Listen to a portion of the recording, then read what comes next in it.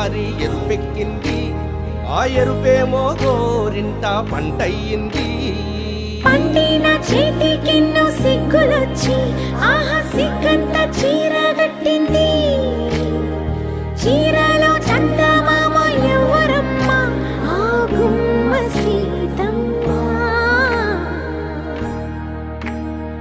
సీతమ్మ వాకిట్లో సిరిమల్లె చెట్టు, సిరిమల్లె చెట్టేమో తిరగబూసింది.